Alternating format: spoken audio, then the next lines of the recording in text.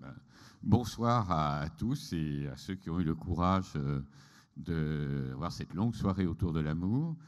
Alors, j'aurai plusieurs choses à vous dire. La première, donc, ce que je vais vous présenter, c'est le parcours d'une exposition qui aura lieu au Louvre-Lens. Attention, pas au Louvre, au Louvre-Lens, c'est plus loin. Du 26 septembre à janvier, 26 septembre de cette année à janvier de l'année prochaine, et qui va être surtout sur la relation. On a vu qu'amour tout seul, ça peut conditionner énormément de choses. Donc, de façon à serrer un peu le sujet, ça sera sur l'amour au niveau de la relation et plutôt en Occident, comme vous allez voir, hein, parce que sinon c'est un peu énorme.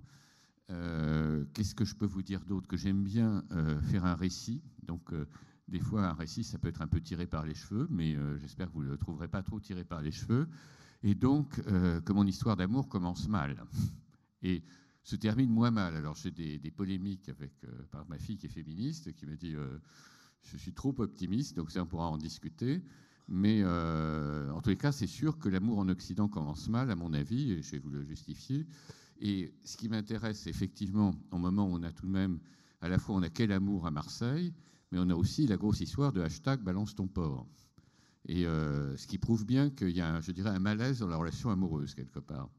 Et donc, la petite conférence que je vous propose a pour but, non pas de dissiper le malaise, parce qu'il ne se dissipera pas comme ça, mais ce que je pense qui est toujours intéressant pour l'historien que je suis, là, je ne suis pas historien de l'art, pour l'historien que je suis un petit peu, c'est d'essayer de comprendre dans nos comportements, parce que le propre de... Je veux dire, il y a des parades amoureuses chez les animaux, mais nos relations amoureuses obéissent à des codes. Ces codes ont varié, c'est ça qui va m'intéresser. Et que dans nos comportements, eh bien, il y a une évolution de ces comportements, et c'est là-dessus que je vais centrer mon propos. L'autre chose que j'ai envie de vous dire brièvement, on est dans un théâtre qui a joué il n'y a pas si longtemps Le Mariage de Figaro, et que cette pièce, à mes yeux, est une pièce clé sur la relation amoureuse. Pourquoi ? Parce qu'une des choses qui m'intéresse, c'est la montée du sujet, c'est-à-dire que le personnage, justement, le nom de famille, le portrait, etc., plus on avance dans le temps, et plus la personne prend de l'importance par rapport à sa famille, à son clan, à d'autres choses, et que la citoyenneté est une des signes de cette montée du sujet, je dirais les selfies aussi. Donc on est dans cette montée du sujet que le Mariage de Figaro montre bien, par exemple. Comment est cette montée du sujet, puisque en théâtre, on appelle les valets de théâtre des amis. Et par exemple, dans Don Quichotte et Sancho Panza, Sancho Panza est le faire-valoir de Don Quichotte. Et au départ, quand on a des pièces avec un maître et un valet, le valet est le faire-valoir.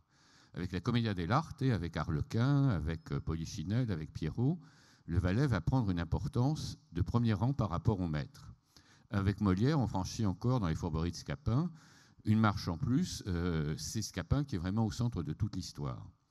Et avec Le Mariage de Figaro, j'y arrive, on franchit encore une marche, parce que effectivement, Figaro s'exclame « Qui sont les nobles ?» De mémoire, ils se sont donné la peine de naître et rien de plus.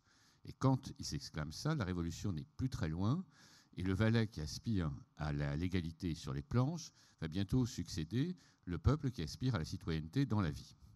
Donc ça, c'est pour ces messieurs. Maintenant, si on relit la pièce de Beaumarchais, Le Mariage de Figaro, je pense qu'elle aurait dû s'appeler Le Mariage de Suzanne. Parce qu'en fait, pour une fois, justement, ce n'est pas le Zani, ce n'est pas Figaro qui tire les ficelles, ce sont les femmes qui tirent les ficelles. Et il y a une déclaration dans la pièce, nous sommes traités en mineurs. Et donc, on voit vraiment qu'il y a une aspiration des femmes dans cette pièce à être traitées sur un pied d'égalité d'avec les hommes. Et toute la question que se pose d'ailleurs à mon avis, hashtag, je trouve intéressant que dans Quel amour, pour l'instant, ça n'apparaisse pas tellement. Toute la question qu'on peut se poser, c'est est-ce que cette relation, puisque c'est la relation amoureuse qui m'intéresse, est comment cette relation peut le faire si elle est inégalitaire. Et en fait, je vais vous montrer qu'au départ, on n'est pas vraiment dans une relation égalitaire. Donc voilà, maintenant, je vais vous raconter ma petite histoire de l'amour. Alors, cette petite histoire de l'amour, j'avance d'un iota, je vais vous la raconter en 8 tableaux. Alors ça, je sais que pour un concepteur d'exposition, c'est un défi, parce qu'en principe, quand on marche debout, 3 parties, c'est le maximum. 8, j'espère que le public arrivera au bout. Et donc, voilà, je vous les décris un petit peu, ces tableaux.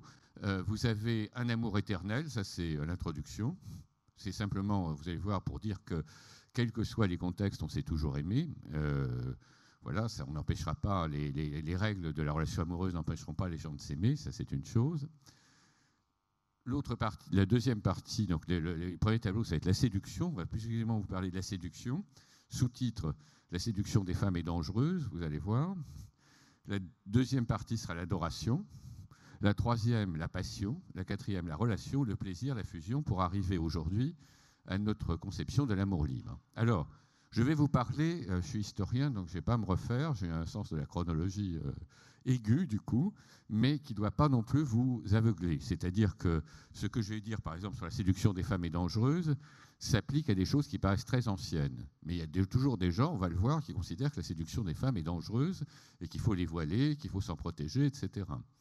Et ainsi de suite. C'est-à-dire que chaque partie que je vais vous développer au fur et à mesure, c'est des personnages, je dirais, qui arrivent sur la scène de l'histoire, mais qui n'en sortent plus. On pourrait dire des fois, hélas. Donc les voilà, ces personnages. Donc, première chose...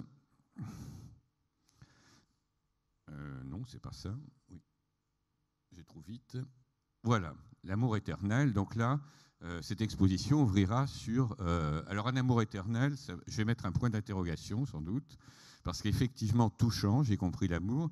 Mais ce que je trouve intéressant, c'est que là, vous avez un couple grec, un couple romain, un couple égyptien. C'est ces personnages qui se sont figés dans la pierre pour l'éternité des temps et qui, quelque part, nous parlent de l'éternité de l'amour. J'ai juste donné à réfléchir là-dessus et rappeler que si les manières de s'aimer évoluent, l'amour, lui, a quelque chose, une dimension quand même de longue durée, je dirais. Donc, une fois ce tableau fait, eh bien, je vais vous dire une chose. En Occident, j'ai choisi, si vous voulez savoir pourquoi je n'ai pas choisi de commencer à la préhistoire, je vous le dirai, mais pour l'instant, on va essayer d'être bref. L'histoire d'amour commence mal, et ce qui m'a donné un vrai top départ, je dirais, de cette exposition, c'est le parallèle entre Ève et Pandora. Tout de même, c'est de la faute d'Ève, quelque part, si le pauvre Adam, qui n'en peut que mais, qui était un brave garçon, a mordu dans la pomme et qu'on s'est trouvé chassé du paradis. Alors, en général, on a tendance à opposer nos deux apports, ceux des Hébreux et des Juifs et ceux des Grecs, où on les réunit, à mon avis, un peu abusivement sous le terme de judéo-chrétiens. Mais là, moi, ce qui m'amuse, c'est que les Grecs, d'une part, et les Hébreux, d'autre part, sont bien d'accord. La séduction des femmes nous a foutus plus que dans la merde, puisqu'on était au paradis ou dans l'âge d'or, et par leur faute, on s'est trouvé chassé du paradis. Donc, c'est vrai pour Ève, hein, je vous ai mis le petit texte qui va avec, mais c'est vrai pour Pandore. Donc, du coup, je ferai passer le public devant Ève avec sa pomme, Ève avant le péché, parce que le même sculpteur a fait aussi une Ève après le péché, qui est pas mal non plus, mais il n'y a plus la pomme, et Pandora avec sa boîte. Et j'ai effectivement choisi deux femmes dont on peut comprendre que ces pauvres hommes ont été leurs victimes. Pandora, dont je vous raconte l'histoire brièvement, parce que je pense que Ève, en principe, tout le monde la connaît, mais Pandora, elle a été choisie pour séduire le frère de Prométhée, après qui Zeus avait été assez en pétard. Et là, sur ce vase grec, on voit effectivement comment les dieux parent Pandora de tous les attraits pour que le frère de Prométhée tombe bien dans le piège et qu'ensuite on puisse ouvrir la boîte de Pandore. Et c'est la même histoire, la boîte de Pandore. Ève ouvre la boîte de Pandore, on était dans l'âge d'or, et là, du coup, on doit se mettre à travailler, on a des maladies, on souffre, etc. Tout ça à cause des femmes. Alors, du coup, je vous ai montré deux magnifiques tableaux, dont un qui vient du Rijksmuseum, de la Pandora séductrice. Mais ce que je veux montrer, c'est que ces histoires qui paraissent, quand je parle des fois avec les gens, ils me disent « Oui, tu fais une histoire littéraire de l'amour ». Pas vraiment. Moi, je viens du Mucem, où il y a des impressions populaires. Et dans ces impressions populaires, eh bien, vous avez l'imperfection des femmes, la malice des femmes, la méchanceté des filles, le serment pour les cocus. Vous avez toute une littérature qui va prendre et reprendre éternellement des standards de la méchanceté des femmes, de la perfidie des femmes. Et je dirais, à mon avis, jusqu'à Éric Zemmour aujourd'hui, le filon n'est pas terminé. Donc, il y a ce... Alors du coup, puisque la séduction des femmes est dangereuse, qu'est-ce que nous pouvons faire, nous, pauvres hommes ? C'est nous en protéger. Alors, pour s'en protéger, une solution trouvée par les Grecs, je vais aller un peu vite, hein, faut que je revienne, voilà. Les Rastes et les Romaines, restons entre hommes. Et surtout, restons entre hommes avant de connaître des femmes, comme ça, nous ne connaîtrons pas le grand amour, parce que le grand amour, Orphée et Eurydice, existe bien sûr dans l'Antiquité, mais voir l'histoire d'Antoine et Cléopâtre par rapport à Octave, il n'est pas une qualité. Tomber amoureux, être très amoureux, ce n'est pas une qualité vraiment virile, et le stoïcisme, enfin un certain nombre de courants montrent que, comme dirait Platon, il faut préférer l'amour divin à l'amour charnel. Je suis désolé d'être aussi caricatural, mais voilà, c'est un petit peu rapide. Alors, autre séduction, sans protéger, on a maintenant au foyer, ça c'est pas mal aussi, les gynécées, ça vient du grec quand même. Voilà, et nous les hommes, on peut sortir, et comme ça, les femmes étant au foyer. Alors, je ne sais pas si ça existe encore aujourd'hui, qu'il y ait des femmes maintenues au foyer, comme ça, contre leur gré, mais je crois bien que oui, quand même, et c'est pas une chose c'est une chose qui existait dans l'Antiquité, mais qui n'a pas complètement disparu. Et puis, pour les séduire, puisqu'on parle de la relation, on peut séduire sans façon. Et donc, sans façon, là, je montre volontairement dans cette exposition le rapt de Ganymède, parce que les relations homosexuelles suivent, à mon avis, assez souvent le modèle des relations hétérosexuelles. Et là, on a cette mosaïque du 1er siècle de notre ère qui vient de Arles, qui va être là, qui montre le rapt d'Europe. Et même chose pour le rapt de Ganymède. Je veux dire, on rapte. Alors, quand on rapte, parce que j'ai regardé dans l'Antiquité, on parle très peu de viol. Mais quand on rapte, qu'est-ce qu'il y a derrière le viol? Voilà l'histoire de Tarquin. Il y a ça. Et ce tableau qui est à côté, qui s'appelle, que vous voyez effectivement une noire qui va passer un mauvais quart d'heure, je dirais, et ça s'appelle le rapt de la négresse. Donc voilà. Alors, il y a un truc qui m'amuse. Voilà un vase grec. Alors, si vous me demandez quelle histoire, etc., c'est une histoire extrêmement compliquée, mais je peux vous la retrouver d'après mes notes. Mais ce vase grec m'a paru intéressant parce qu'il montre un adultère. Et naturellement, en cas d'adultère, c'est de la faute de cette séductrice de femme. Donc voilà, par rapport au hashtag Balance ton porc, ce que je voulais montrer déjà dans cette exposition, c'est qu'il y a tout de même une tradition épaisse, dense de misogynie. Et naturellement, ça existe encore. En cas d'adultère, c'est la lapidation. Et voilà une lapidation qui est à Orsay. Donc voilà, première chose, la séduction des femmes sont des séductrices et il faut faire très attention à leur séduction. Donc dans la relation, messieurs, attention. Alors deuxième chose, est-ce que c'est grosso modo toutes des séductrices? On dirait en langage plus courant, on dirait toutes des salopes. Eh bien non, parce que voilà cette grande tapisserie que j'ai montrée. J'ai eu beaucoup de mal à trouver une œuvre parce que ce sont souvent des œuvres magnifiques. C'est très souvent représenté, mais par Fra Angelico ou par des peintres de ce niveau-là, c'est peint sur bois. Et pour arriver à faire sortir l'œuvre, c'est un calvaire. Donc là, j'ai trouvé cette énorme tapisserie qui est au Palais du Tau à Reims, qui nous figure une scène très classique, c'est-à-dire Ève nous a fermé les portes du paradis, mais la Vierge, mère du Christ, à la fois Vierge et mère du Christ, ça a son importance, rouvre les portes du paradis. Et donc, elle va rouvrir les portes du paradis, et par rapport à cette stigmatisation du féminin qui est tout de même importante dans la relation amoureuse, eh bien, on a du coup, là, au contraire, c'est pour ça que j'appelle cette partie-là l'adoration, une adoration de la Vierge que tout le monde connaît. Cette adoration, elle a un prix, c'est la chasteté, la vertu. Et donc, voilà un très beau tableau d'un grand peintre. Là aussi, si vous voulez, les attributions, je les connais toutes plus par cœur, mais c'est d'un très grand peintre médiéval. Et vous voyez, elle est protégée. Alors, on va avoir beaucoup... là, c'est une des œuvres majeures de la peinture. Je suis désolé, mais je vais quand même la chercher parce que je suis un peu intimidé, donc j'ai plus tout en mémoire. Mais voilà, ce tableau-là, pas tout ce que je vous montre est dans l'exposition. Voilà, c'est Piero della Francesca. C'est au Musée des Offices. C'est une des œuvres majeures de l'histoire de l'art.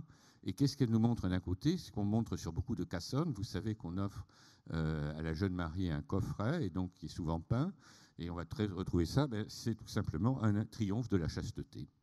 Voilà, donc c'est même très intéressant de voir que à la jeune mariée, à la Renaissance et au Moyen Âge, on propose un triomphe de la chasteté.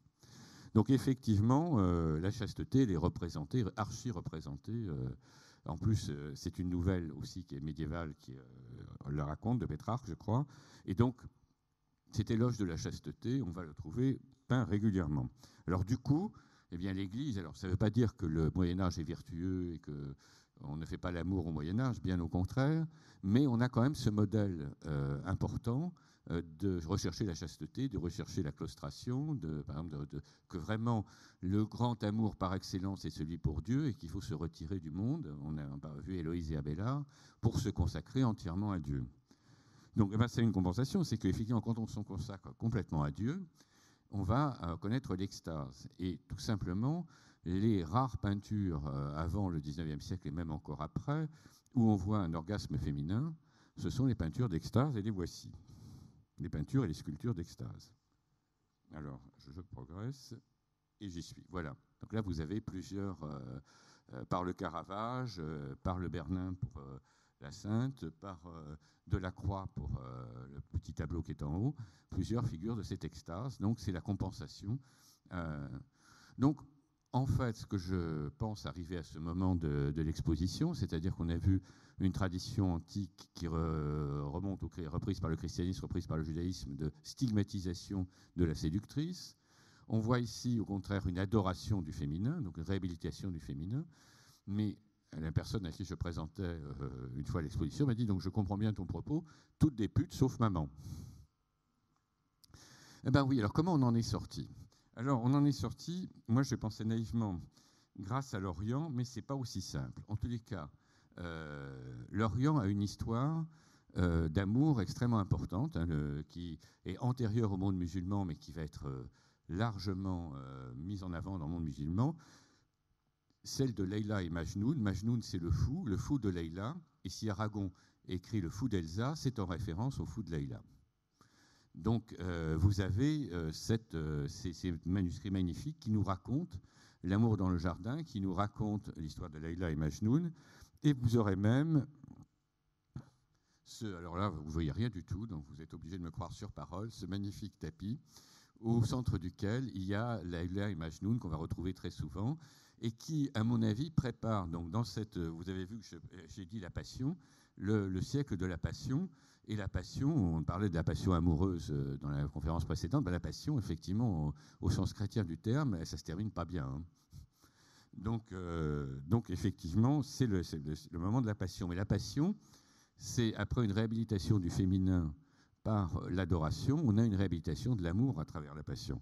Et c'est un peu ça qui compte. Donc là, une des femmes qui va écrire des poèmes un peu après Héloïse, qui est Marie de France, qu'on voit écrire ces histoires de chevalerie. Alors là, je veux dire, sur la passion, sur l'amour courtois, je n'ai pas eu besoin de me faire très mal. On trouve beaucoup d'œuvres, et vous aurez des œuvres magnifiques qui vont le montrer. Par exemple, tiré du roman de La Poire, cette représentation de Guenièvre et de Lancelot, plein de miroirs, c'est-à-dire que cette valorisation de l'amour courtois. Alors, attention avec l'amour courtois, c'est pas parce que l'amour courtois idéal existe que le viol disparaît, que la maltraitance des femmes disparaît, etc. Mais ça crée une valorisation de l'amour, et ça c'est important, y compris pour les comportements.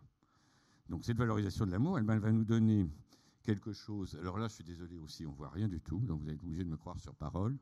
Sur cette tapisserie, on voit dite tapisserie de Burizan. Bon, une des tapisseries cluniques qui n'est pas tellement connue. Sur cette tapisserie, elle m'a intéressé parce qu'on voit le chevalier vaincre au tournoi et donc emporter la dame à califourchon. Et ce qui m'intéresse, c'est un peu les legs de l'histoire à notre temps. Je dirais tous nos romans qui me plaisent tellement, tous les films d'aventure où le monsieur accomplit des exploits extraordinaires et embrasse la belle à la fin du film, eh bien, ça nous vient de la courtoisie. Bon, alors beaucoup de choses nous viennent de la courtoisie. Là, je suis retourné en arrière. Voilà, vous avez le don du cœur, hein, on est en pleine Saint-Valentin, ce coup-ci ça va, parce que la Saint-Valentin n'était pas que quelque chose d'édulcoré comme c'est aujourd'hui, ça pouvait être aussi des bacchanales et des viols. Mais là, voilà, vous avez le don du cœur et vous avez le baiser. Il ne faut pas oublier qu'à l'époque médiévale, il y avait le baiser vassalique, où le suzerain embrassait son vassal, et effectivement, c'est le modèle aussi du baiser amoureux, où la dame suzeraine embrasse son mari, son amant, pas son mari, surtout pas, parce que l'amour... Et toutes ces histoires d'amour sont en dehors du mariage, comme vous le voyez très bien avec Tristan et Iseult ou avec Leïla et Majnoun. Hein. Attention, l'amour n'est pas dans le mariage pendant très longtemps. Alors, autre chose qui est en rapport, c'est à cette époque-là de la mise en valeur de la dame que la dame prend cette importance aux échecs. Et vous avez même cette jolie enluminure, on voit Tristan et Iseult jouer aux échecs. ce vitrail et effectivement un jeu d'échecs médiéval. Tout ça sera là. Alors, ici, une très belle enluminure du roman de la Rose. Et je me suis fait quand même... voilà. Roman de la Rose qui codifie un peu les rapports déjà entre les hommes et les femmes. Mais il y a encore beaucoup à faire du côté des auteurs du roman de la Rose, Jean de Meung et son successeur. Et voilà ce que Christine de Pisan, alors je vais le lire, dit des auteurs du roman de la Rose, qui est une des premières à essayer de réhabiliter comme femme le féminin. Et encore pour Dieu, regardons outre un petit. En quelle manière peut être valable et bonne fin ce que tant et si excessivement impétueusement et non véritablement il accuse, blâme et diffame les femmes de plusieurs grands vices et leurs mœurs témoignent être pleins de toute perversité, remplis de toute perversité. Donc voilà tout de même ce qu'on va retrouver dans le roman de la Rose. On voyait que la courtoisie, c'est pas forcément la fin rose d'une disqualification du féminin. Christine de Pisan, en tous les cas, s'en plaint. Mais quand même, il y a des choses qui évoluent, et en particulier une chose qui est nouvelle, que je suis très content d'amener dans cette exposition des manières d'aimer, qui est la danse. Si vous lisez L'art d'aimer d'Ovide, vous trouverez toutes sortes de procédés de drague qui sont encore valables aujourd'hui. Par exemple, comment draguer dans un théâtre, ce qui est très applicable ici. Si vous voulez vraiment le savoir, mesdames et messieurs, eh bien, lisez donc L'art d'aimer d'Ovide. Mais vous ne trouverez pas dans l'art d'aimer la danse à deux. Et ça, c'est ma grande surprise.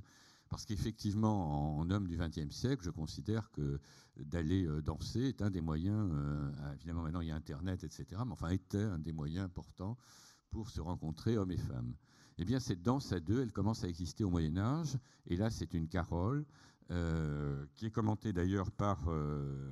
donc au catalogue, on aura quand même des auteurs importants. Jean-Claude Schmitt, qui vient de sortir un bouquin important sur les rythmes au Moyen-Âge, donne un commentaire très beau de cette tapisserie. Hommes et femmes alternent en se donnant la main et en frappant le sol du pied au rythme, cette fois d'instruments très sonores tels cornemuse, tambourin ou trompette. Donc, il y a quand même avec cette courtoisie des modifications, avec cette montée du sujet qui m'intéresse, des modifications dans nos manières d'aimer. Et à partir du moment où on danse dans la peinture ou dans la tapisserie, on ne va pas arrêter de danser. Voilà, par Théodore de Bry, excusez-moi, des messieurs et des dames qui dansent. Et puis, voilà deux tableaux qui sont, dont l'un est anonyme et l'autre, je n'ai plus en mémoire, ce n'est pas un des plus grands peintres, mais c'est deux tableaux qui nous montrent la danse. Et à côté, j'ai pris du Mussem des petits carnets de balles qui nous évoquent effectivement. Et si on regarde l'histoire de la danse, que je ne fais pas, ce n'est pas mon sujet, on va voir que par rapport à ces messieurs et ces dames qui restent encore à distance, on est loin du tango, mais on va se rapprocher de plus en plus. Donc, on va quitter la passion pour rentrer dans la relation. Alors pour moi, j'ai déjà eu l'occasion de le dire même dans cette enceinte de la Criée, le XVIIe siècle est un tournant énorme, le creuset dans lequel la modernité se fait. Par exemple, Mademoiselle de Scudéry, qui va écrire effectivement la Clélide, la nouvelle Élide, et qui va être à l'origine de la carte du temps, j'en ai parlé, Mademoiselle de Scudéry, elle est proposée à l'Académie française. Il va falloir toute neuve. Elle va dire non, c'est pour ça qu'elle n'y sera pas. Et il faudra attendre un certain temps avant que des dames rentrent à l'Académie française. Donc, vers 1650-1660, s'invente une science de la relation, mais avant, des choses l'ont précédé. Par exemple, l'échange des portraits. L'échange des portraits remonte au Moyen-Âge, mais devient de règle, et là, je suis très content. Donc, vous avez au Louvre une série de grands tableaux de Rubens qui montrent l'arrivée de Marie de Médicis. Et dans ce tableau, vous voyez effectivement, alors on parlait de la relation sur Internet, pour moi, l'origine de bien sous tout rapport, etc., c'est les petits échanges de portraits qui annoncent Internet. Donc là, vous voyez effectivement Henri IV porté par l'amour, découvrant le portrait de Marie de Médicis. Alors c'est très conformiste.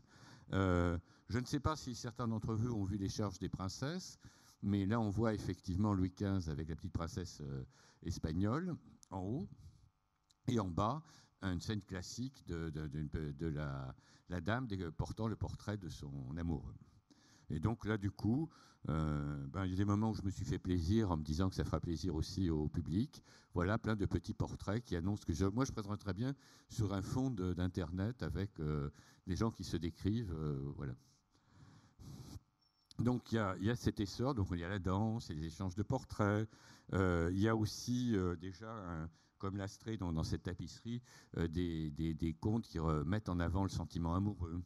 Et puis, donc, on arrive effectivement avec la carte de Tendre, la galanterie qui apparaît vers 1660 et qui, même si aujourd'hui ça fait débat, et là j'essaie d'être rapide et de laisser quand même 5 minutes aux questions, la galanterie qui, si aujourd'hui on peut la questionner comme une forme d'esclavage éventuellement, ou représente en tous les cas au moment où elle apparaît, elle est pensée par Madame de Scudéry, elle est pensée par Madame de Lafayette, qui va écrire effectivement son roman, Flûte, la princesse de Clèves. Et là, du coup, j'ai choisi 2 lectrices avec elle. C'est une révolution qui est pensée par les messieurs et par les dames. C'est un moment en même temps. Ils pensent ensemble la relation, et à mon avis, cette révolution galante, qui remonte vers 1660, va toucher, je vais vous le montrer, tous les arts, et va rayonner dans le monde entier. Parce que la France va être un modèle du point de vue des mœurs.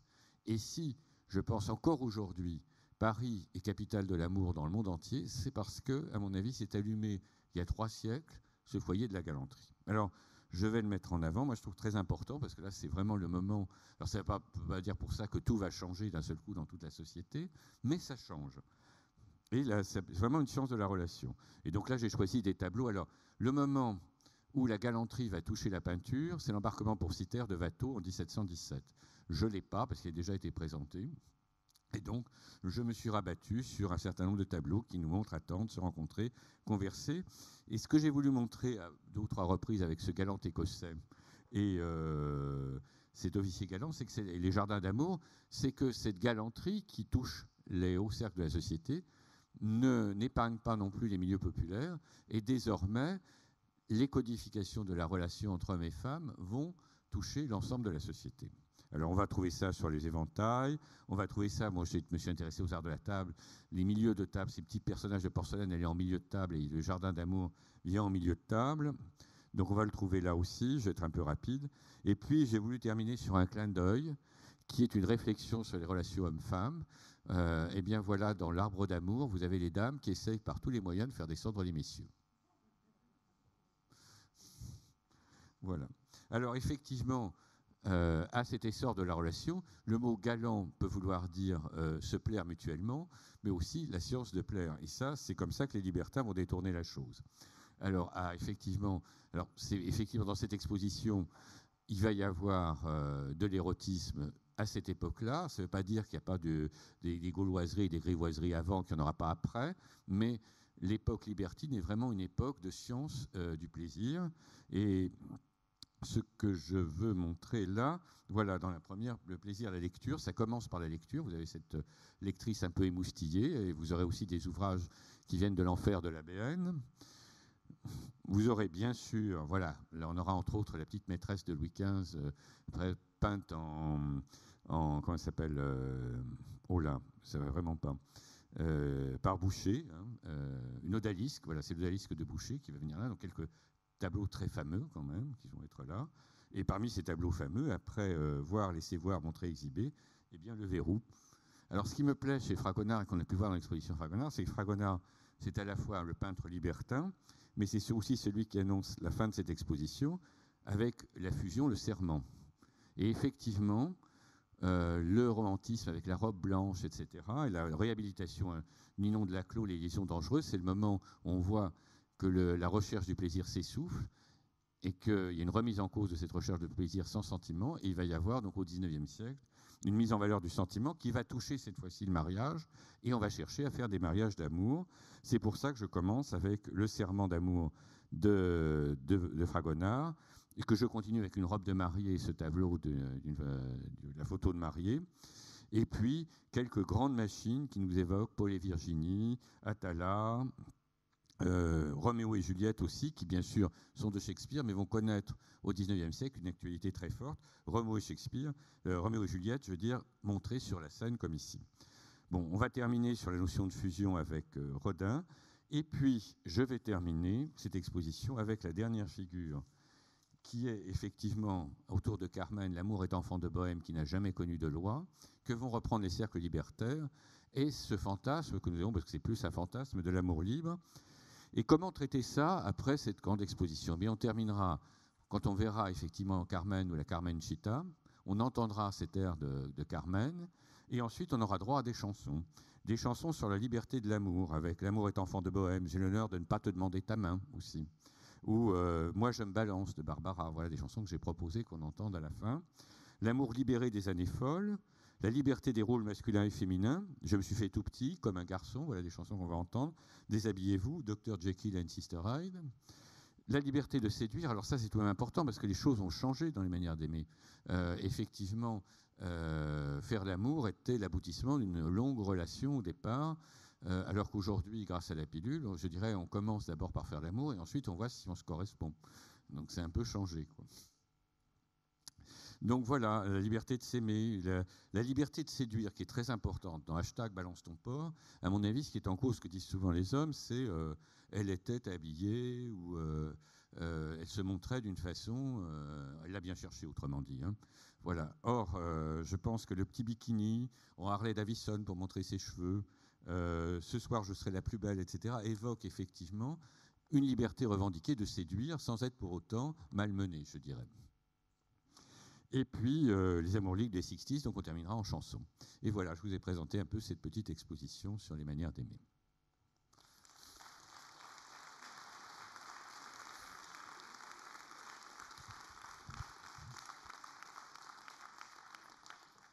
Donc j'ai fait attention à laisser un quart d'heure si jamais vous avez des questions avant de... C'est ? Attendez, madame. Non, je ne crois pas. Hein. Non, non, elle est vraiment pour le Louvre-Lens. Hein.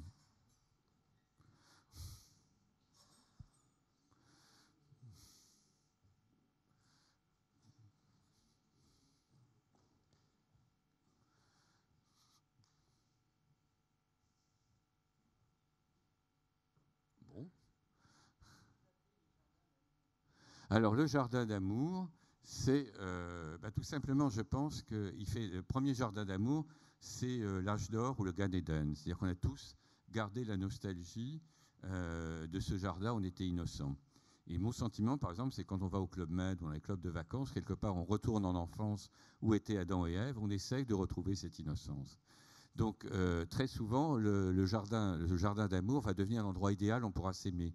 Et il nous reste ça dans les chansons. Je pense à Le jour où tu viendras de Barbara, ne prends pas tes bagages. Il y a l'idée que lorsqu'on s'aime, si on va se retrouver ça dans le voyage de noces, on va partir vers un ailleurs.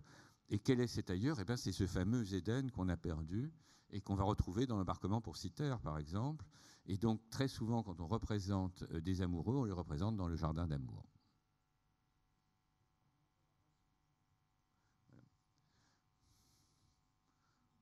Bon, alors, attendez, peut-être, voilà. C'est pas grand-chose que je veux dire, mais en fait, j'ai vu le film Prénom Carmen de Jean-Luc Godard. Et ouais. Je voulais savoir, en fait, qui est Carmen et qu'est-ce qu'elle représente, en fait, ici, en fait, au départ. Alors, Carmen, de toutes les façons, hein, comme beaucoup de personnages, comme Roméo et Juliette, on en a parlé, un personnage de roman. Mais ce qui me paraît intéressant, c'est qu'elle a un discours. Et les discours, c'est ce que j'ai essayé de montrer, les discours ne sont pas neutres. Ils annoncent quand même des choses au niveau des mœurs. Donc Carmen est une bohémienne. À l'idée de bohème, des bohémiens est associée l'idée de liberté. Mais ce qu'elle va revendiquer, cette bohémienne, qui est relativement nouveau, c'est de dire qu'on est libre d'aimer et de ne pas aimer, et que plus je suis aimé, plus j'aimerais quelqu'un d'autre. C'est-à-dire elle revendique vraiment la liberté d'aimer qui je veux, quand je veux. Et donc, pour savoir qui est le personnage de Carmen, c'est à la fois un personnage anecdotique, je dirais, une bohémienne qui est amoureuse d'un torero, on peut l'interpréter comme ça. Mais les libertaires, eux, ne vont pas s'y tromper, qui vont s'appuyer sur Carmen pour dire le mariage, c'est un chiffon de papier, à bas les lois, vive la liberté de l'amour. Et pour des garçons de mon âge qui ont vécu le Flower Power, on y a cru, si je puis dire.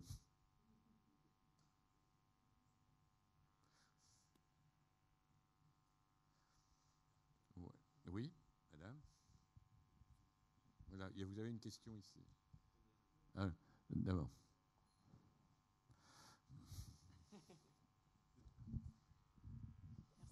Je voulais savoir quelle était la différence entre l'amour courtois et l'amour galant. Alors l'amour courtois est une conquête. La femme reste une forteresse à conquérir. Le vocabulaire qui est employé pour la conquête amoureuse, y compris dans le roman de la Rose, c'est une conquête. Et en plus, dans le roman de la Rose, on donne à la femme des qualités perfides contre lesquelles Christine de Pisan part. Et donc, ce n'est pas vraiment une science de la relation. C'est une glorification de l'amour passion. On va voir Denis de Rougemont qui rejoint effectivement ce qui a été dit sur cette passion qui ne peut conduire qu'à la perte de l'un et de l'autre. Mais c'est pas vraiment une science de la relation. C'est pour ça que j'ai parlé de passion à propos de la courtoisie et de science de la relation à propos de la galanterie. La galanterie avec la carte de tendre, dont on se moque par exemple dans Les Femmes savantes, souvent à juste titre, parce que les dérives vont très vite dans la préciosité, mais c'est une science de la relation qui s'élabore entre hommes et femmes. Il n'est pas question du grand amour, il est question simplement de savoir comment on peut aimer, par quelle voie, de codifier un peu les expressions de cet amour.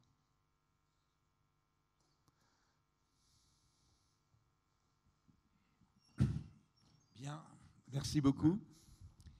Je vous remercie tous d'être venus. Je remercie également Macha Makeyev de nous programmer dans son théâtre et je remercie l'équipe technique, évidemment, qui nous ont aidés à régler tous ces ordinateurs. Voilà. Et il ne me reste plus qu'une chose à vous dire. Je vous donne rendez-vous à la prochaine séance de Amour, gloire et beauté. Merci.